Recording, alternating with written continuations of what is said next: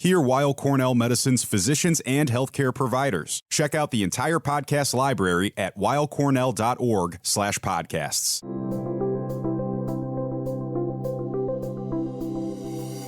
Welcome to Weill Cornell Medicine CancerCast, conversations about new developments in medicine, cancer care, and research.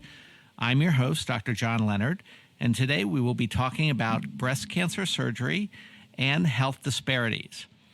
Today's guest is Dr. Lisa Newman.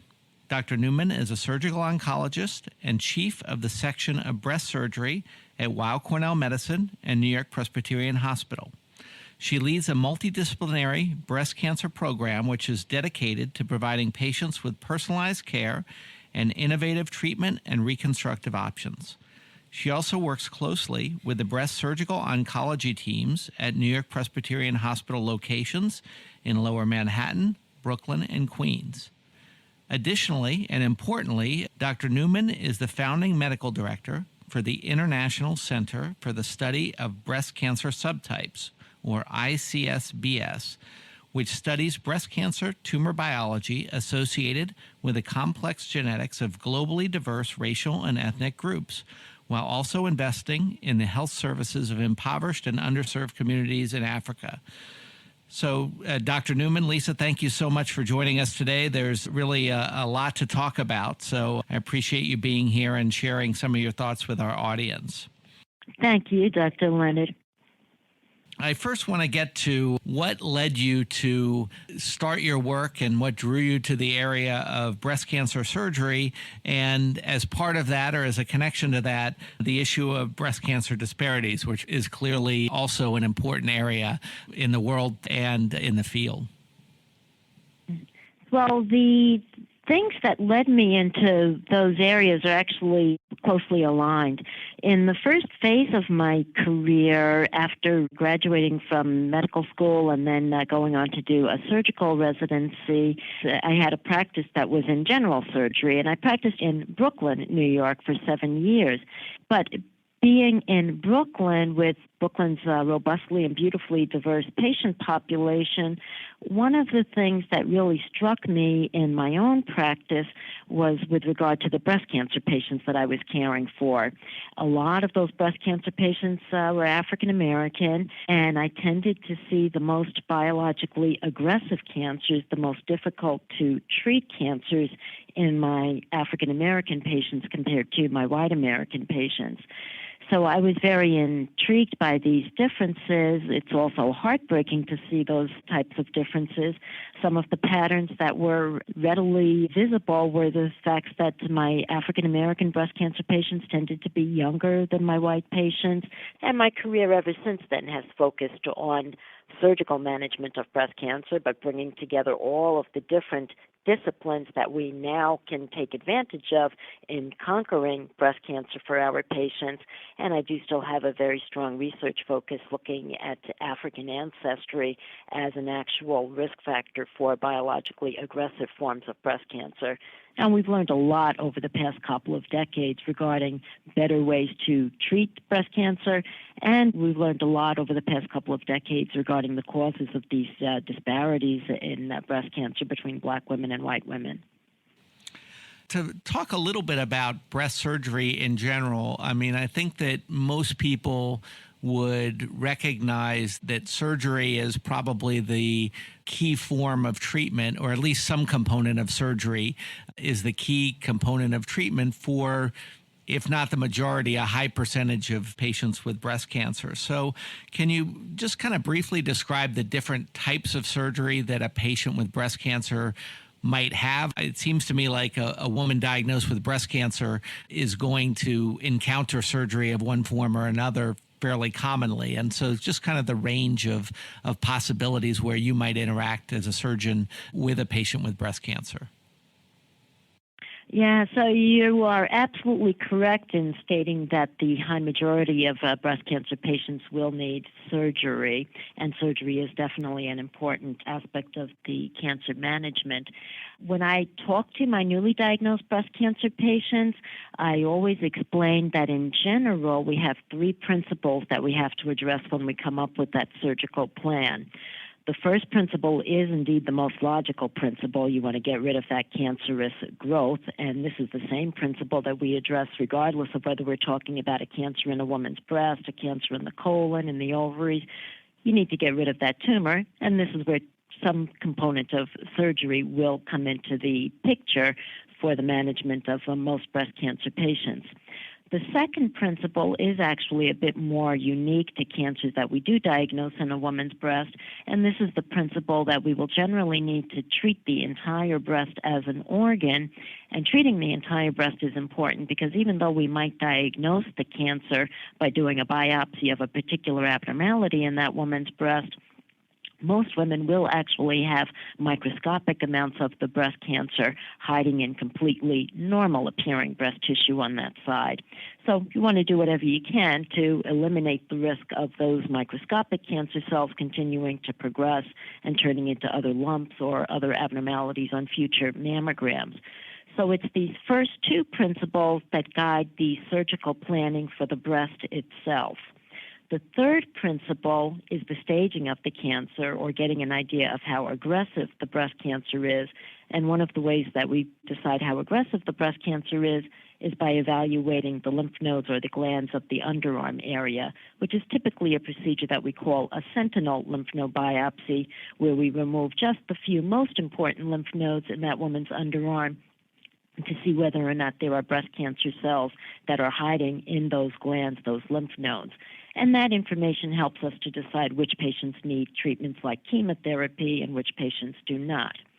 Going back to the first two principles, however, and the surgical planning for the breast, the oldest form of treatment for breast cancer is mastectomy surgery, where we are completely removing the breast and thereby addressing those first two principles in one fell swoop.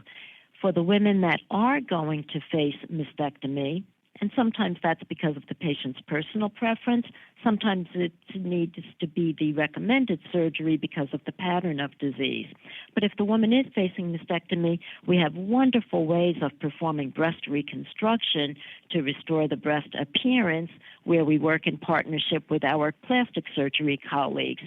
And often we can perform what's called a nipple-sparing mastectomy, and the surgical team at Weill Cornell were truly pioneers in developing some of the most cutting-edge versions of mastectomy with nipple preservation and performing the surgery through special incisions that give beautiful, beautiful cosmetic results in partnership with the plastic surgeon. So with the nipple-sparing mastectomy and breast reconstruction, you can get an absolutely beautiful cosmetic result. But many women will certainly prefer to not have to undergo mastectomy at all, and this is why we have the alternative surgical option of breast-preserving or breast-saving surgery, where we perform a lumpectomy that focuses on just removing the cancerous lump that was biopsied, and then we give radiation treatments to the breast to kill any of the microscopic cancer cells hiding in other parts of the breast. So those are the two basic surgical options that are available for managing breast cancer patients today.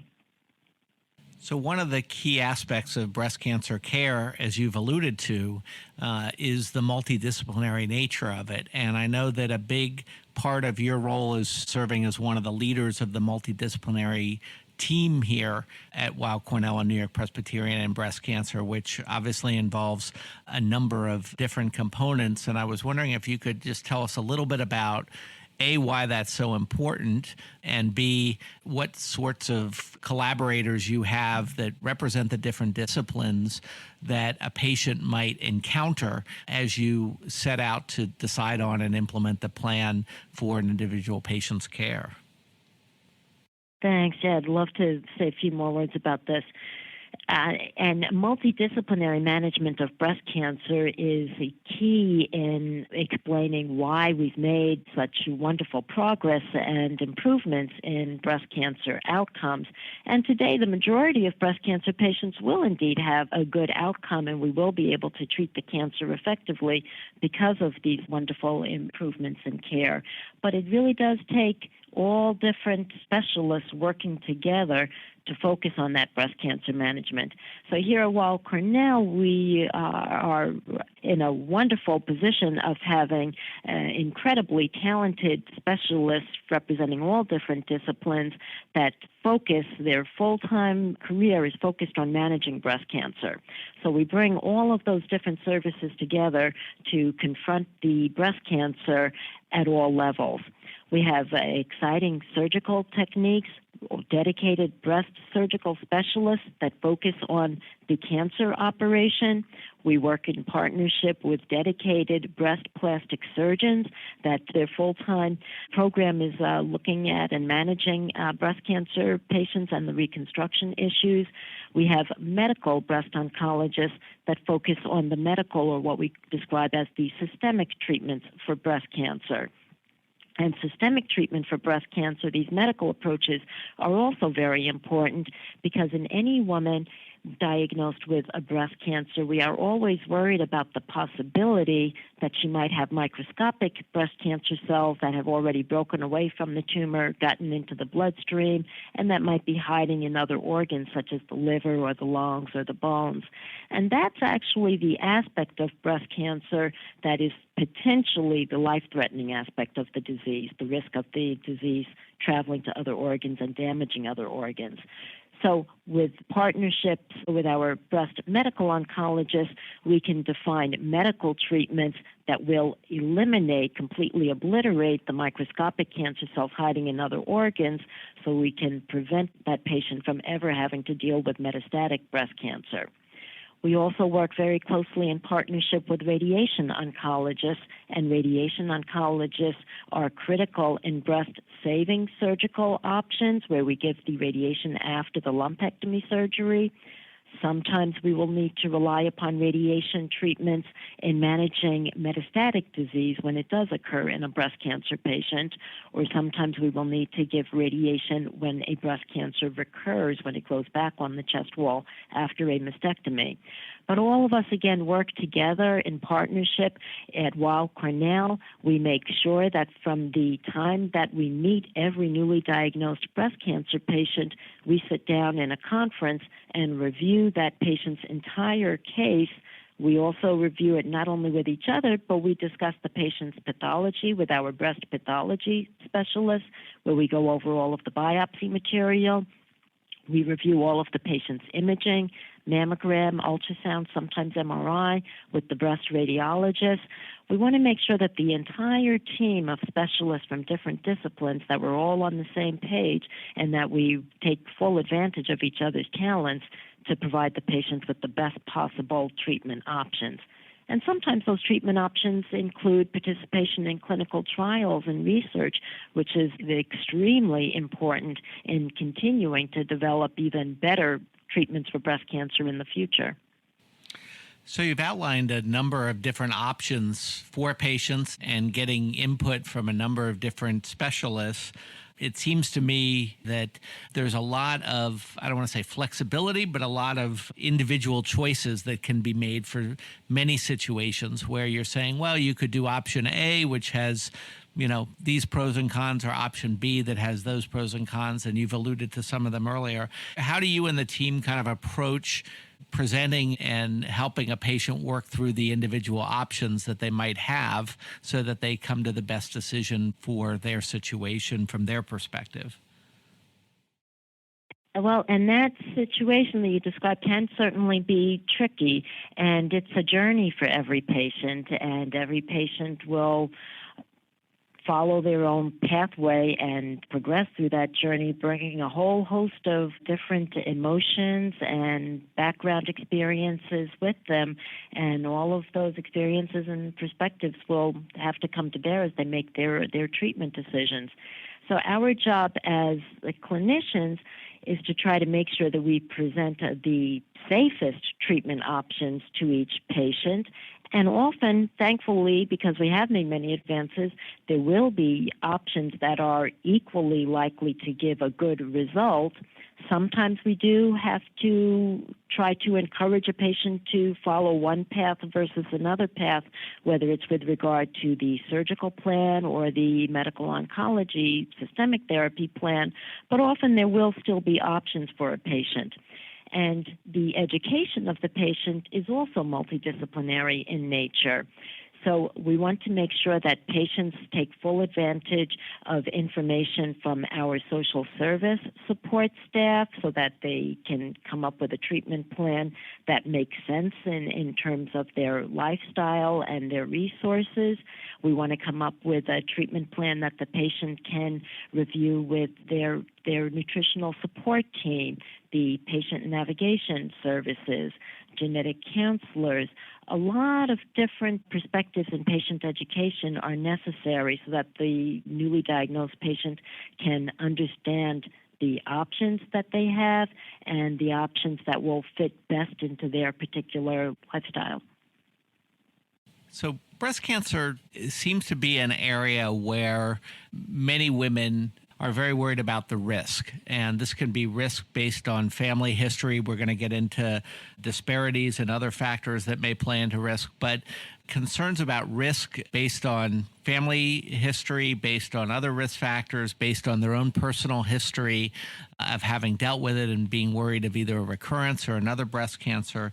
And I wonder just briefly if you have some thoughts on, how best patients can, and obviously these risks are very individualized and have to be approached, it seems to me, in a fairly multidisciplinary way, as you've described, but just how patients should think about their risk and what to do about it, given the challenges of thinking about risk and managing risk. Yes, those are great questions. In terms of a woman that has not yet been diagnosed with breast cancer, each woman, especially in the United States where breast cancer is so prevalent, unfortunately, each woman of adult age does need to consider her own individualized risk of developing breast cancer, and that will have an impact on her screening practices.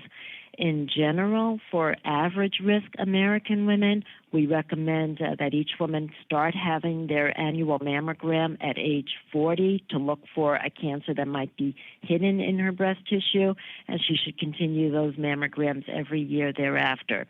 Now, there is some debate from different people regarding alternative screening practices, but this is the screening practice, yearly mammogram starting at age 40, that we adhere to, that we advocate for at Weill Cornell in our breast program, and that's the screening program that is advocated by the National Comprehensive Cancer Network and other highly respected cancer organizations.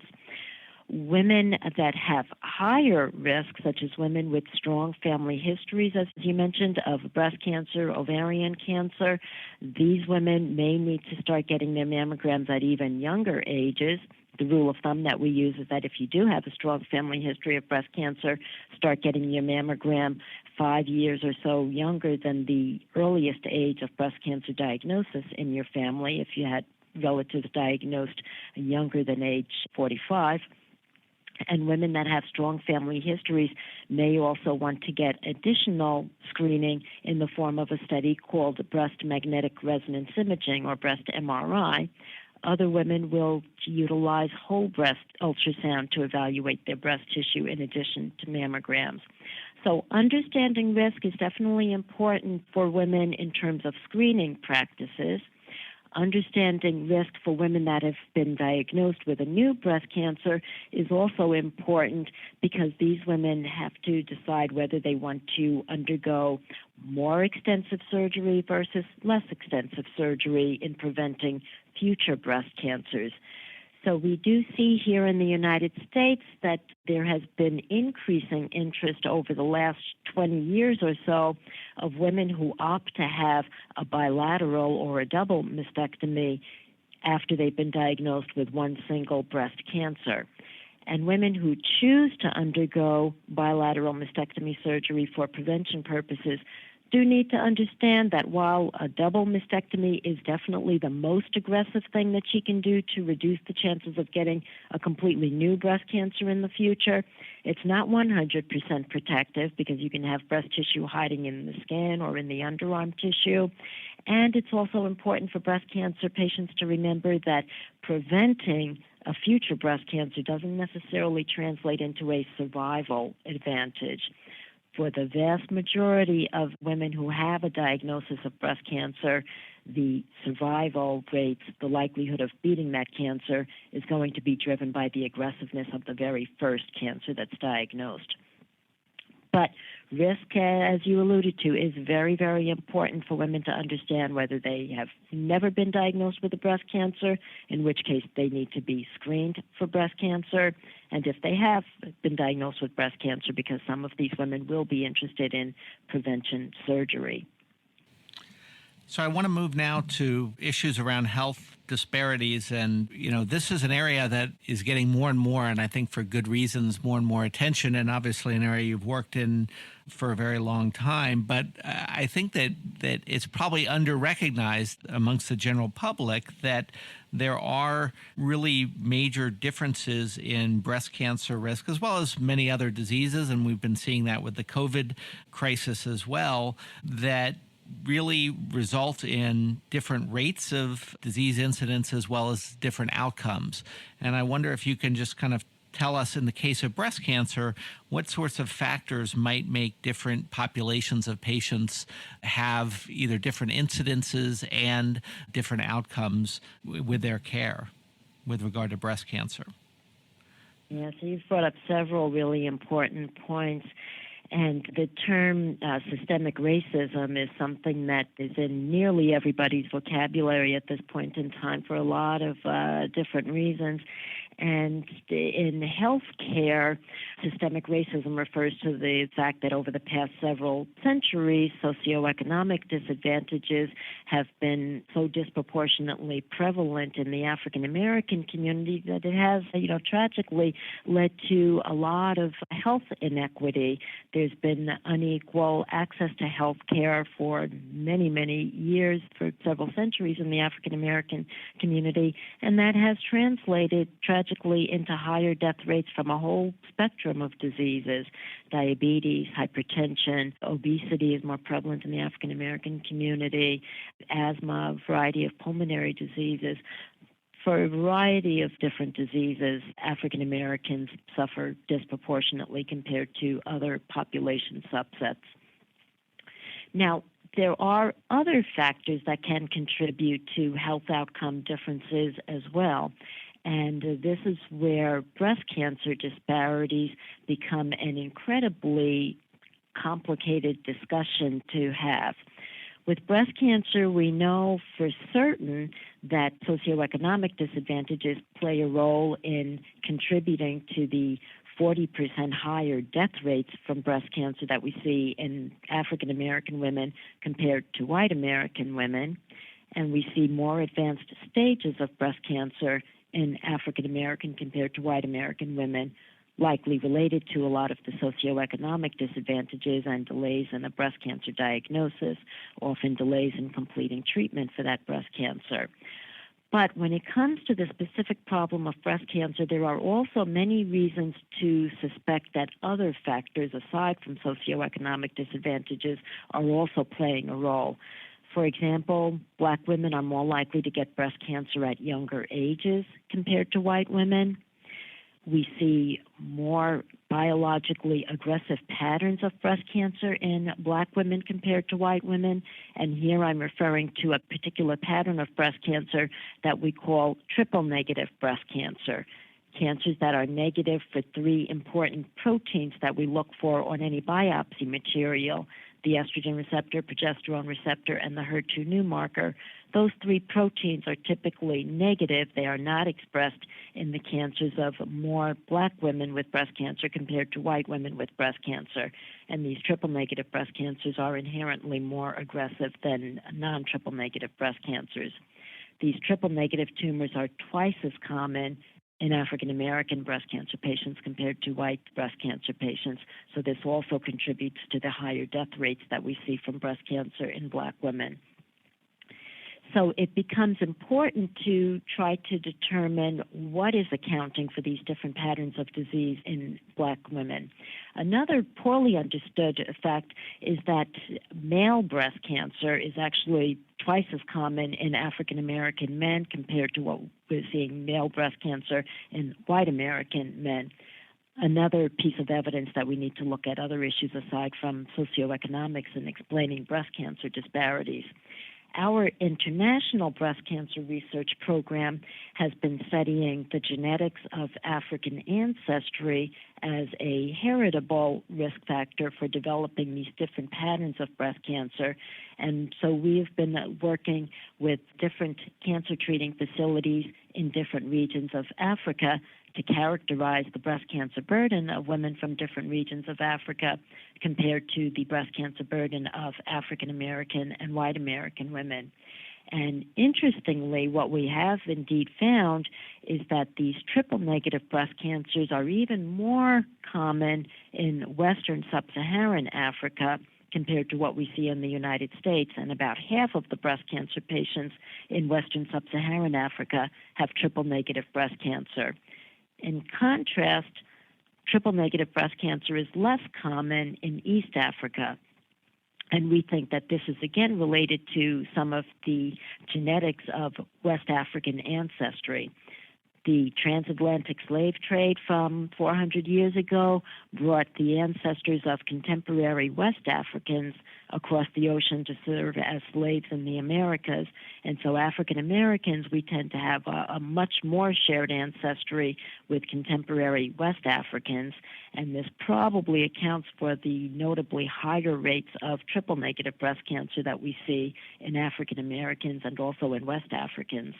The slave trade of East Africa actually brought East Africans further eastward over to the Mideast and to Asia, and so African Americans do not have quite as much shared ancestry with East Africans, and so the heritable factor that seems to associate African ancestry with a triple-negative breast cancer is specifically related to Western Sub-Saharan African ancestry. So we've been continuing to do other genetic studies that have been honing down on the exact, the distinct, precise genetic marker associated with West African ancestry that seems to be explaining these patterns.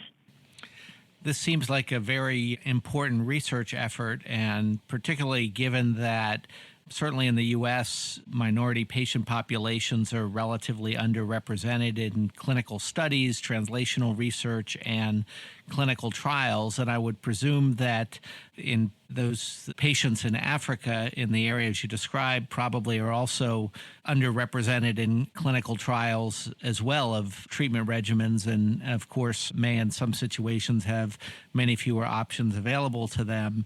How do you see this affecting treatment decisions for these patients? Yeah, so we are indeed very excited about the potential of these international research efforts for many, many reasons.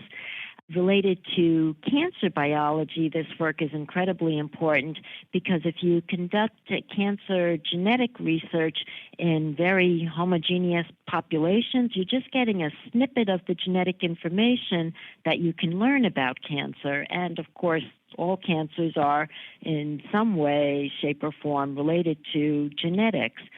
So you really do need to study broadly diverse cancer patients, preferably globally, internationally diverse, in order to get a more comprehensive, definitive picture of the genetics of cancer. And so this type of work really is relevant to patients no matter where they live, because it is all about understanding the genetics of this disease so that we can develop better ways of predicting which patients are at higher risk for getting one cancer or another, and so that we can get better ideas of the genetics of the cancer to be able to treat these cancers better. The whole concept of precision medicine and personalized medicine is based upon our ability to clearly define different cancer patterns. And again, you need broadly diverse patient populations in order to better understand the disease comprehensively. So from a research perspective, we're very excited about new avenues that it's opening up for us. In terms of it being able to improve the cancer care resources available to under-resourced populations worldwide, this work has also been absolutely incredibly gratifying and rewarding. We do quite a bit of surgery whenever we travel on our research efforts to the different partnering facilities where we work in Africa. And so we have the honor of being able to directly participate in the management of the breast cancer patients where we work. And we travel on a regular basis every year to a variety of different countries in Africa to do this work and to participate in patient care. And with each of these visits, we are able to invest in the resources of these hospitals by contributing supplies, donations, by contributing to the education and the training of the cancer providers in these countries. It's all been very gratifying. We have a very robust academic training and exchange program so that we can contribute to the education of cancer specialists in these other countries. So it's been enormously rewarding on so many levels. And in the process, we've made wonderful friendships. We really learn tremendously from each other. And I'm going to give you a little bit of a shout out here and just let our audience know that at the American Association for Cancer Research, you, Dr. Newman, were recognized with the 2020 AACR Minorities in Cancer Research Jane Cook Wright Lectureship, which, for those who may not know, AACR is really one of the leading cancer research organizations, and this is a very prestigious lectureship to recognize an outstanding scientist for their contributions in cancer research, particularly with a focus in minority areas of cancer research. And so this is really, I think, a great testament, and it's a real treat to have had you here sharing your thoughts and experience, given your contributions and stature in the field. So it's also great to have you here at Weill Cornell, someone who's so focused in this area. So thank you so much for joining us today. Thank you, Dr. Leonard. I really appreciate your interest in this work. It's been a marvelous opportunity to chat with you and your audience today. So I want to close by inviting our audience to download, subscribe, rate, and review CancerCast on Apple Podcasts, Google Play Music, or online at weillcornell.org. We also encourage you to write to us at cancercast@med.cornell.edu with questions, comments, or topics you'd like to see us cover more in depth in the future. That's it for CancerCast, conversations about new developments in medicine, cancer care, and research. I'm Dr. John Leonard. Thanks for tuning in.